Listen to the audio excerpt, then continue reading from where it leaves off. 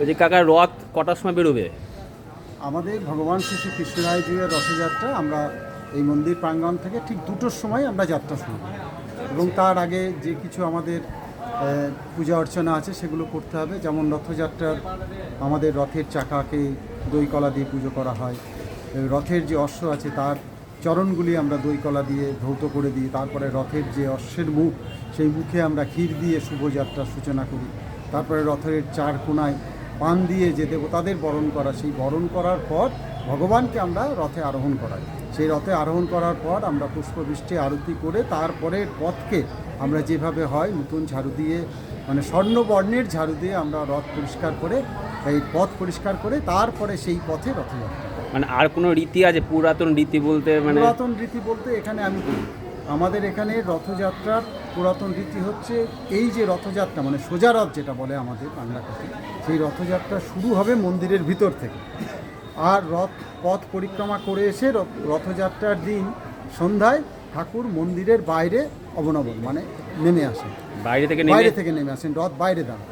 আবার ঠিক পুনর্যাত্রায় ওই মন্দিরের বাইরে থেকে আরোহণ করে মন্দিরের ভিতরে অবনমন করে। এই হচ্ছে এটা প্রাচীন রীতি। আর এই পুজো অর্চনাগুলো যেগুলো বললাম এটা তো চিরাচরিত প্রথা।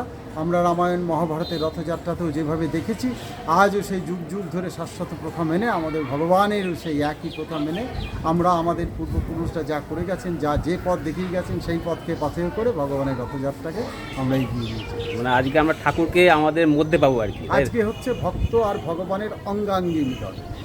খুব কম দিন পাওয়া যায়। আজকে ভগবানও আনন্দে আপ্লুত হয়ে থাকেন যে এত ভক্ত সমাগমে আজকে উনি আমাদের এই পথে নেমে আসেন। সেই জন্য ভক্তরাও আপ্লুত, ভগবানও। আর তেউট্টবাসী বা পাশাপাশি অন্য মানুষদের উদ্দেশ্যে তুমি কি বার্তা দিবা? বা তুমি আমি সকল মানুষকে বলছি, আজকে আমাদের এই যে ভগবান শ্রীকৃষ্ণ রায়ের রথযাত্রা, আমরা জানি অনেক ভক্ত সমাগম হয়, আমরা সেই অনেক ভক্ত সমাগম চাইছি না, আমরা সকল ভক্ত সমাগম চাইছি।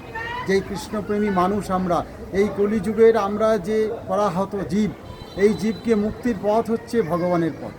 এই ভগবানের পথে যদি আমরা নিজেকে, এই কৃষ্ণ পথে যদি আমরা নিজেদের নিমগ্ন করতে পারি, আমরা নিজেদের সুসংযত সুন্দর জীবনকে অতিবাহিত করতে পারবো, অন্যকে এই সুসংযত পথে আনার সহযোগিতা করতে পারবো।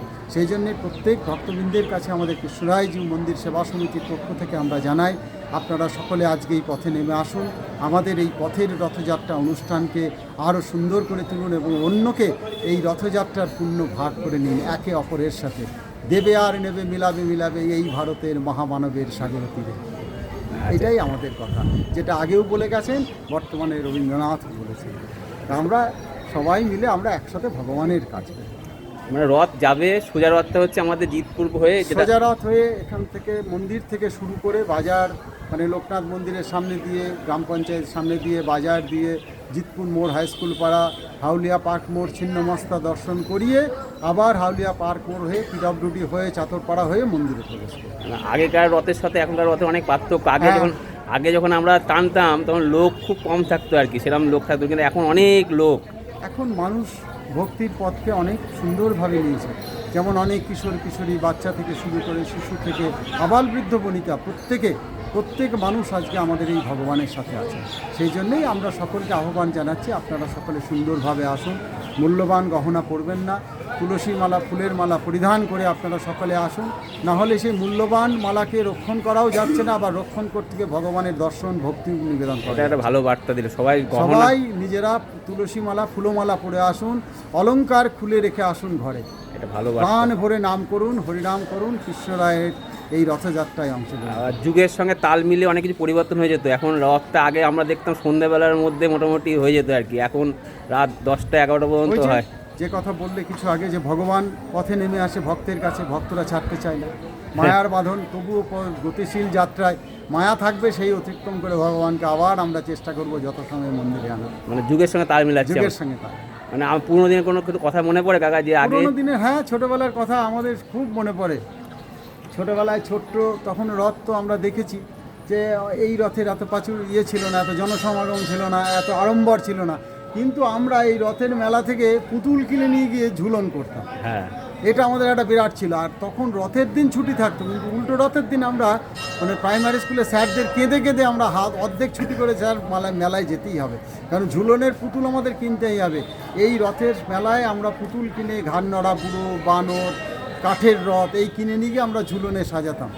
সেই শ্যাওলা দিয়ে পাহাড় বানানো, এসব ছোটোবেলার অনেক প্রাচীন কথা আমাদের মনে পড়ে, যেগুলো মনে পড়লে এখন খারাপ লাগে। সেই যুগগুলো হারিয়ে গেল, মানুষের সেই হৃদয়ের যে টান, সেই টানগুলো কোথায় চলে গেল, গিয়ে মানুষ এখন যান্ত্রিক হয়ে গেছে। আমারও কিন্তু খুব ফিল হয় এগুলো, বুঝলে তো, মানে আমার সেই রাত্রেবেলায় লম্ফ জেলে বা গ্যাস লাই সেই গ্যাসে সেগুলো জ্বলতো আর কি, সেগুলো হয় না। ঠিক আছে, খুব মনে পড়ে। যাক, আমাদের রথযাত্রা পরম্পরায় আরও ভক্ত সমাগম হোক, এই আবেদন আমাদের কৃষ্ণরায় মন্দির সেবা সমিতির পক্ষ থেকে আমি কাজল কুমার চাচ্ছি। নমস্কার। হরে কৃষ্ণ। হরে কৃষ্ণ।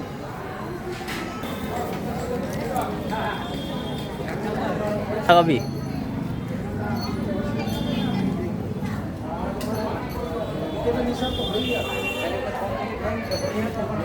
এটা কি রে, পিতলের না রে? রথে সাজানো চলছে।